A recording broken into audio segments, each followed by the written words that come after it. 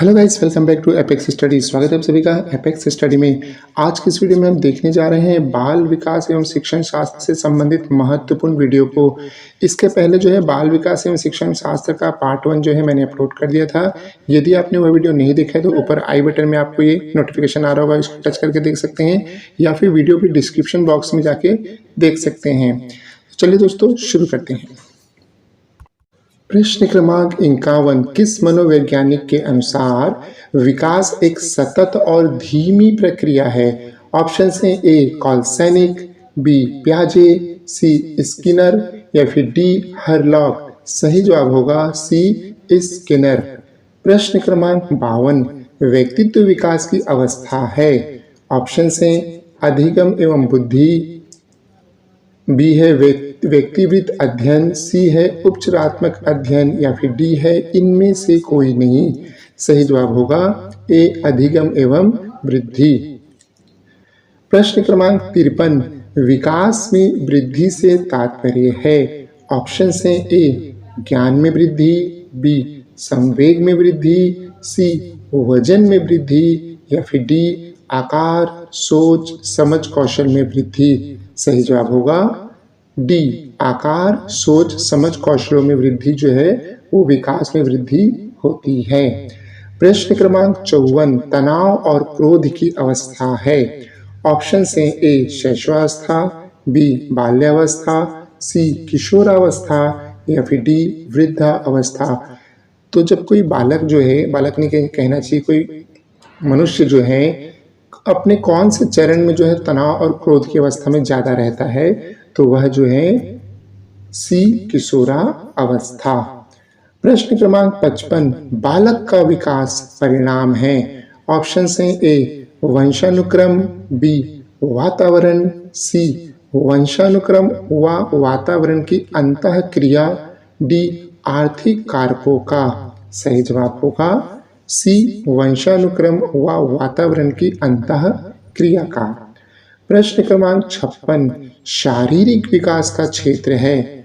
Option है ए स्नायु मंडल, B स्मृति, सी अभिप्रेरणा, D समायोजन। सही जवाब होगा दोस्तों ए स्नायु मंडल। प्रश्न क्रमांक 57। श्यामपट्ट लिखते समय सबसे महत्वपूर्ण क्या है?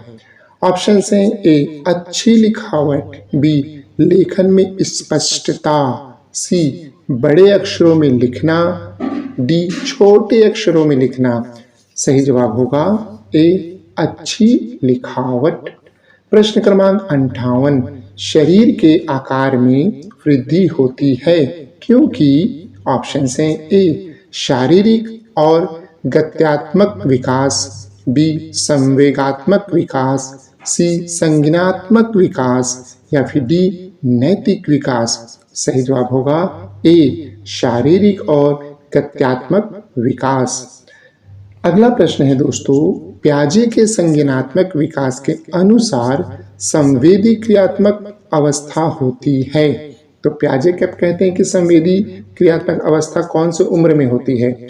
ऑप्शन है ए जन्म से 2 वर्ष तक, बी 2 से 7 वर्ष तक, सी 7 से 11 वर्ष तक या फिर डी 11 से 16 वर्ष तक। सही जवाब होगा ए जन्म से 2 वर्ष तक। 60वें क्रम का प्रश्न है, निम्न में से कौन सा कथन सत्य है? ऑप्शन है ए लड़के अधिक बुद्धिमान होते हैं। अच्छा। बी लड़कियां अधिक बुद्धिमान होती है। सी बुद्धि का लिंग से संबंध नहीं है, डी सामान्यतः लड़के लड़कियों से अधिक बुद्धिमान होते हैं। अब ये थोड़ा कंट्रोवर्शियल टाइप का आपको लगेगा, लेकिन मैं बता दूं कि मुझे तो शुरू से लगता है कि गर्ल्स जो है ना बॉयज से ज़्यादा इंटेलिजेंट होती हैं। ठीक है ना? और किनको लगता है कमेंट कीजिएगा और सपोर्ट भी कीजिएगा।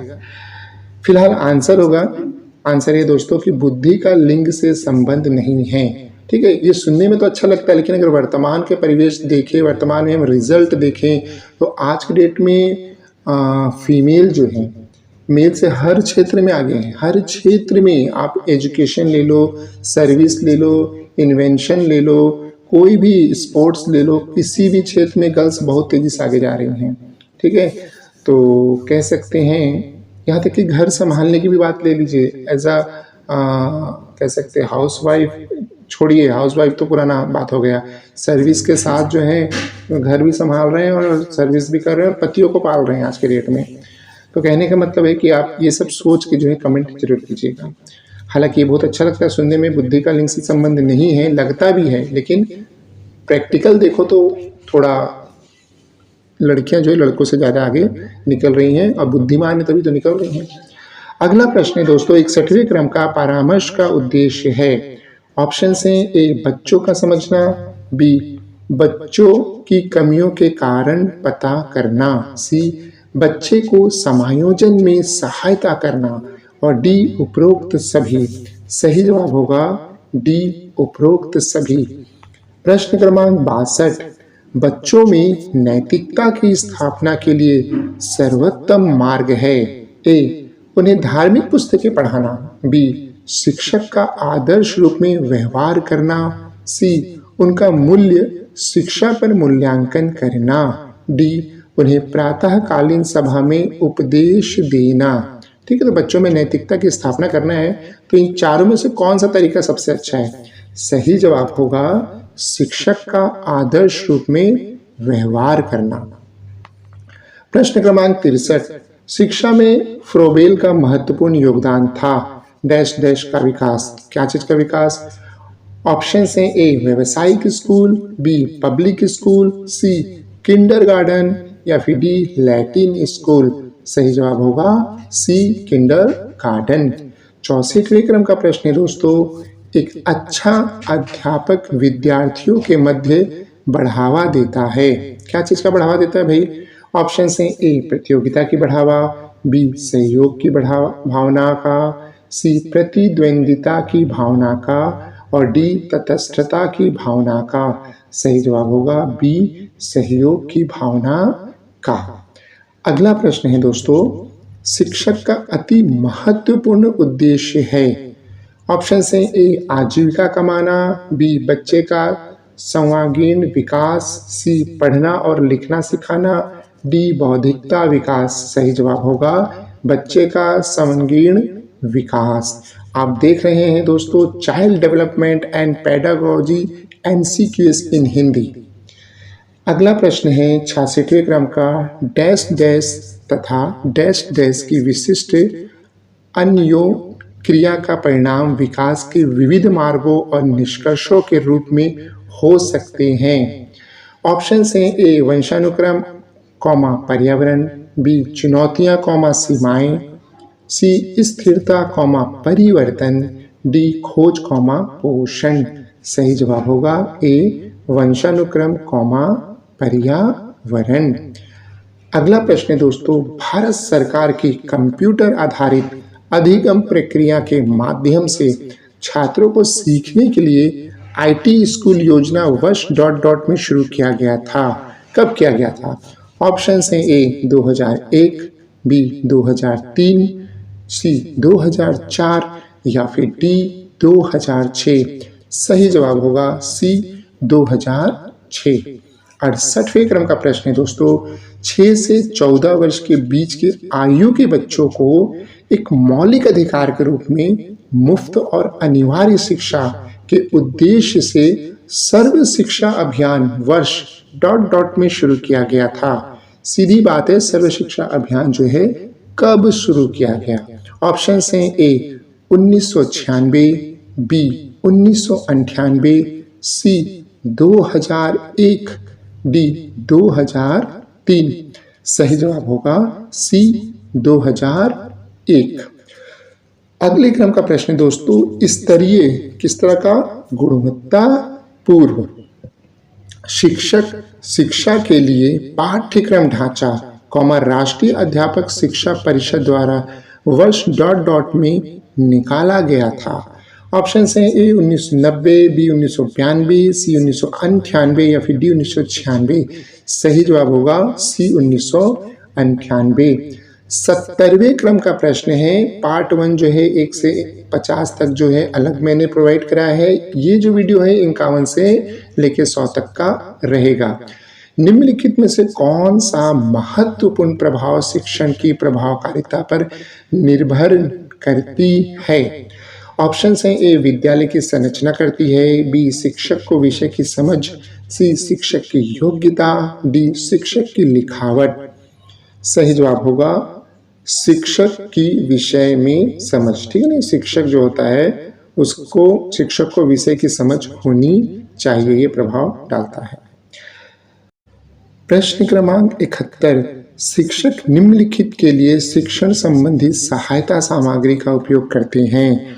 ऑप्शंस हैं, ए छात्रों को प्रभावित करने के लिए, बी शिक्षण को रोचक बनाने के लिए, सी छात्रों को एकाग्रचित्त बनाने के लिए, या फिर डी छात्रों के अंदर शिक्षण रखने के लिए। सही जवाब होगा शिक्षण को रोचक बनाने के लिए। अगले क्रम का प्रश्न है, यदि बुलाए जाने पे कुछ छात्रों के माता पिता / अभिभावक आकर शिक्षक से नहीं मिलते तो शिक्षक को क्या करना चाहिए?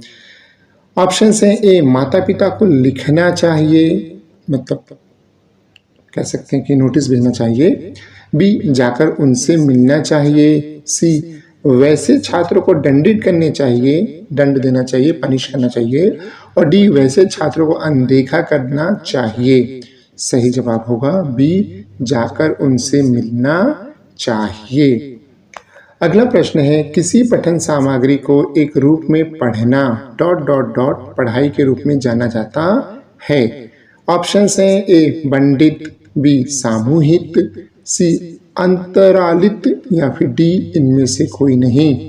सही जवाब होगा डी इनमें से कोई नहीं। अगले क्रम का प्रश्न है, पाठ्यचर्या निर्माण को कार्य माना जाता है। ऑप्शंस हैं, ए एक नियमी कार्य, बी एक विशेषज्ञता कार्य नहीं, सी एक अत्यधिक विशेषज्ञता कार्य, या फिर डी एक महत्वपूर्ण कार्य नहीं। ऑप्शंस होगा आंसर होगा एक अत्यधिक विशेषज्ञता कार्य। ठीक है, बहुत ज्यादा विशेषज्ञता वाला कार्य माना जाता है पाठ्यचर्या बनाना। अगला है दोस्तों, विद्यार्थियों की प्रशंसा की जानी चाहिए। सही बात है। ऑप्शन है, ए एकांत में, बी अलग से, सी लोगों के बीच, डी व्यक्तिगत रूप से। सही जवाब होगा सी लोगों के बीच में कीजिए, तो वो मोटिवेट होगा। किसी भी की भी प्रशंसा लोगों के बीच में करनी चाहिए। अगला प्रश्न है दोस्तों, निम्नलिखित में से क्या उस खांचे या रेंज को सूचित करता है जिसके भीतर एक योग्यता या गुण के लिए किसी व्यक्ति के प्रवीणता स्तर का फैसला किया जाता है? ऑप्शंस हैं, ए ग्रेड, बी अंक, सी ग्रेड एवं अंक दोनों, डी इनमें से कोई नहीं। सही जवाब होगा ए ग्रेड। 77वें क्रम का प्रश्न है, अनुसंधान से पता चलता है कि हमारी पढ़ाई का ... हिस्सा दृश्य और श्रवण अंगों के माध्यम से ग्रहण किया जाता है। मतलब पढ़ाई का कितना प्रतिशत हिस्सा जो है देखकर सुनने वाले अंगों से हमारे दिमाग में जाता है। ऑप्शन हैं, ए 60%, बी 85%, सी 50%, या फिर डी 95%। सही जवाब होगा बी 85% हिस्सा जो है देखकर और सुनकर जाता है। आप भी पढ़ रहे हैं अभी, ध्यान रखिए 85% ही दिमाग में जाएगा देखकर सुनकर। अगला प्रश्न है दोस्तों, वर्ग कक्षा के माहौल में एक सकारात्मक पढ़ाई वातावरण स्थापित और मजबूत करने के अधिकार को निश्चयतात्मक अनुशासन जो है क्या होता है? ऑप्शन है, ए बढ़ावा नहीं देता, बी बढ़ावा देता है, सी से कुछ लेना देना नहीं होता, और डी की जरूरत नहीं है। सही जवाब होगा बी बढ़ावा देता है। अगला प्रश्न है दोस्तों, जब किसी शिक्षक पर प्राधिकारी हावी अधिकारी हावी होते हैं या उसे अन्य कार्य के लिए विवश किया जाता है तो उसकी क्षमता, ऑप्शंस हैं, ए कई गुना बढ़ जाती है, बी घट जाती है, सी अंशतः बढ़ती है, और डी अप्रभावित रहती है। तो ये जो है बी घट जाती है। 80 नंबर का प्रश्न है, छात्रों के सही मूल्यांकन के लिए निम्नलिखित में से किस विधि का प्रयोग किया जाना चाहिए? ऑप्शन है ए रचनात्मक मूल्यांकन, बी सतत मूल्यांकन, सी कोर्स के अंत में मूल्यांकन या फिर डी प्रत्येक छमाही पर मूल्यांकन। सही जवाब होगा बी सतत मूल्यांकन, यही चल रहा है आजकल। अगले क्रम का प्रश्न है, एक शिक्षक को समाज में सम्मान मिलना चाहिए जब तक वह ऑप्शन है ए आदर्श जीवन जीता है, बी निष्ठा पूर्वक अपनी ड्यूटी करता हो, सी प्रभावी तरीके से पढ़ाने में सक्षम हो और डी ये सभी। तो सही जवाब होगा दोस्तों डी ये सभी। अगले क्रम का प्रश्न है, निम्नलिखित में से किसे आप अधिगम की सबसे उचित परिभाषा मानेंगे? ऑप्शन है ए समस्या हल करना, बी विशिष्ट हुनर का विकास, सी आचरण संबंधी प्रवृत्ति का विकास, डी इनमें से कोई नहीं। सही जवाब होगा डी इनमें से कोई नहीं। 83वें क्रम का प्रश्न है, कोई व्यक्ति एक प्रभावकारी तरीके से एक हुनर कैसे सीख सकता है? ठीक है, कैसे सीख सकते हो कोई हुनर? ध्यान दो, ऑप्शन है ए अवलोकन करके, बी सुनकर, सी पढ़कर, डी खुद करके। सही जवाब होगा डी क्या? खुद करके। सुन के पढ़ के नहीं होता, खुद करेंगे तो समस्याएं आएंगी और उसको आप जब सॉल्व करेंगे तो अच्छे से दिमाग में बैठेगा। अगला प्रश्न दोस्तों, वर्णमाला की पहचान डॉट डॉट वर्ष की आयु में शुरू होती है। मतलब एक बच्चा जो है वर्णमाला को कौन सी आयु में शुरू कर देता है पहचानना? ऑप्शन है ए 6 वर्ष, बी 5, सी 4 वर्ष और डी 3 वर्ष। सही जवाब होगा डी 3 वर्ष। अगले क्रम का प्रश्न है दोस्तों, विद्यार्थियों में सामाजिक विकास विकसित करने हेतु एक अध्यापक को चाहिए कि वह जाने। ऑप्शन है ए विद्यार्थियों के व्यक्तिगत रुचियों को, बी विद्यार्थियों के शारीरिक विकास को जाने, या फिर सी विद्यार्थियों के सभी पक्षों को जाने, या डी विद्यार्थियों के कार्य निष्पादन को जाने, वर्क परफॉर्मेंस को जाने। सही जवाब होगा सी विद्यार्थियों के सभी पक्षों को जाने। अगला प्रश्न दोस्तों, शब्द आइडेंटिकल एलिमेंट्स यानी कि समान तत्व निम्न में से गहन संबंध रखता है। ऑप्शन है ए समान परीक्षा, बी सहयोगियों से ईर्ष्या, सी अधिगम स्थानांतरण, डी समूह निर्देशन। सही जवाब होगा सी अधिगम स्थानांतरण। अगले क्रम का प्रश्न है, स्फूर्ति अवस्था कहा जाता है। काफी इंपॉर्टेंट प्रश्न है ये। ऑप्शन है कौन से अवस्था को? ए शैशवावस्था, बी किशोरावस्था, सी प्रौढ़ावस्था, डी बाल्यावस्था। सही जवाब होगा डी बाल्यावस्था। अगले क्रम का प्रश्न है दोस्तों, वातावरण वह बाहरी शक्ति है जो हमें प्रभावित करती है, किसने कहा है? ए वुडवर्थ ने, बी रॉस ने, सी एनास्टेसी ने, या डी इनमें से कोई नहीं। सही जवाब होगा बी रॉस ने कहा है। अगला प्रश्न है, संवेदना ज्ञान की पहली सीढ़ी है यह कथन। ऑप्शन है ए मानसिक विकास का, बी शारीरिक विकास का, सी ध्यान का विकास है, या फिर डी भाषा का विकास है। संवेदना ज्ञान की पहली सीढ़ी है यह जो है मानसिक विकास है। चलिए अगला प्रश्न देखते हैं दोस्तों, बाल विकास और शिक्षा शास्त्र से संबंधित काफी महत्वपूर्ण प्रश्न है ये। 90 नंबर का, मानव विकास के संबंध में कौन सा कथन गलत है? ए विकास पूर्वानुमेय होता है, बी विकास सामान्य से विशिष्ट की ओर होता है, सही बात है, सी विकास रेखीय होता है, या फिर डी विकास निरंतर होने वाली प्रक्रिया है। तो इनमें सभी ठीक लग रहे हैं, केवल ये सी ठीक नहीं है कि विकास रेखीय होता है। अगला प्रश्न है दोस्तों, शारीरिक विकास का क्षेत्र है डॉट डॉट डॉट। ऑप्शन है ए स्नायुमंडल, बी मांसपेशियों में वृद्धि, सी एंडोक्राइन गैलैंड्स, या फिर डी उपरोक्त सभी। सही जवाब होगा उपरोक्त सभी। जितने भी स्नायुमंडल है, मांसपेशियों में वृद्धि है, ग्लैंड्स हैं, सभी होगा।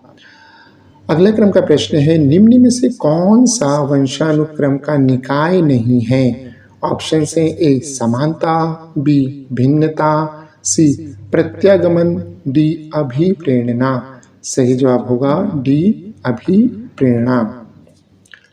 अगले क्रम का प्रश्न है दोस्तों, 20वीं शताब्दी को बालक की शताब्दी कहा जाता है। यह कथन किसका है? ऑप्शन है A Murray, B Adler, C Crow and Crow, D J B. Watson. सही जवाब होगा C Crow and Crow, Crow Crow का है, याद रखना। अगले क्रम का प्रश्न है दोस्तों, इस अवस्था को मिथ्या पक्वता का समय भी कहा जाता है। ऑप्शन है ए शैशवावस्था, बी बाल्यावस्था, सी किशोरावस्था, डी प्रौढ़ावस्था। सही जवाब होगा बी बाल्यावस्था। अगले क्रम का प्रश्न है, शैशवावस्था की विशेषता नहीं है। ऑप्शन है ए शारीरिक विकास की तीव्रता, बी दूसरों पर निर्भरता, सी नैतिकता का होना, डी मानसिक विकास में तीव्रता। सही जवाब होगा नैतिकता का होना, सी जो है सही जवाब होगा। अगले क्रम का प्रश्न है, शैशवावस्था की मुख्य विशेषता नहीं है। ऑप्शन है ए सीखने की प्रक्रिया में तीव्रता, बी जिज्ञासा की प्रवृत्ति, सी अनुकरण द्वारा सीखने की प्रवृत्ति, या फिर डी चिंतन प्रक्रिया। सही जवाब होगा डी चिंतन प्रक्रिया। 97वें क्रम का प्रश्न है दोस्तों, किस मनोवैज्ञानिक के अनुसार विकास एक सतत और धीमी धीमी प्रक्रिया है? ऑप्शन है ए कॉलसैनिक, बी प्याजे, सी स्किनर, डी हॉरलॉक। सही जवाब होगा डी हॉरलॉक के अनुसार विकास एक सतत और धीमी प्रक्रिया है। अगला प्रश्न है दोस्तों, बिग व हैट डॉट डॉट की विशेषताओं को सर्वोत्तम रूप से व्यक्त करने वाला एक शब्द है परिवर्तन। परिवर्तन शारीरिक, सामाजिक और मनोवैज्ञानिक होता है। ऑप्शन है ए शैशवावस्था, बी बाल्यावस्था, सी किशोरावस्था, डी प्रौढ़ावस्था। तो बिग और हैट किशोरावस्था की विशेषता को सर्वोत्तम रूप से व्यक्त करने वाला एक शब्द है परिवर्तन। 99 नंबर का प्रश्न है दोस्तों, मानव विकास कुछ विशेष सिद्धांतों पे आधारित है। निम्न में से कौन सा मानव विकास का सिद्धांत नहीं है? ऑप्शन है ए निरंतरता, ये तो है, बी अनुक्रमिकता, ये भी है, सी सामान्य से विशिष्टता की ओर वृद्धि होता है, ये भी है, डी प्रतिवर्ती, यह है क्या उल्टा होता है कि कुछ नहीं, तो प्रतिवर्ती सही जवाब होगा। आ गया 100वें नंबर का प्रश्न आ गया, आप लोगों का इंतजार खत्म हुआ। प्रश्न क्रमांक 100, निचली कक्षाओं में खेल पद्धति मूल रूप से आधारित है। ऑप्शन है ए विकास एवं वृद्धि के मनोवैज्ञानिक सिद्धांतों पर, बी शिक्षण के समाज शास्त्रीय सिद्धांतों पर, सी शारीरिक शिक्षा के कार्यक्रम सिद्धांतों पर, डी शिक्षण पद्धतियों के सिद्धांतों पर। सही जवाब होगा ए विकास एवं वृद्धि के मनोवैज्ञानिक सिद्धांतों पर। ये था दोस्तों बाल विकास एवं शिक्षा शास्त्र के महत्वपूर्ण 50 प्रश्न, जो कि आपके परीक्षा पॉइंट ऑफ व्यू से काफ़ी ज़्यादा इंपॉर्टेंट होगा। वीडियो पसंद आया तो वीडियो को लाइक करके अपने दोस्तों को जरूर शेयर कीजिएगा तथा चैनल को सब्सक्राइब करना ना भूलिएगा। तब तक के लिए thank you and all the best.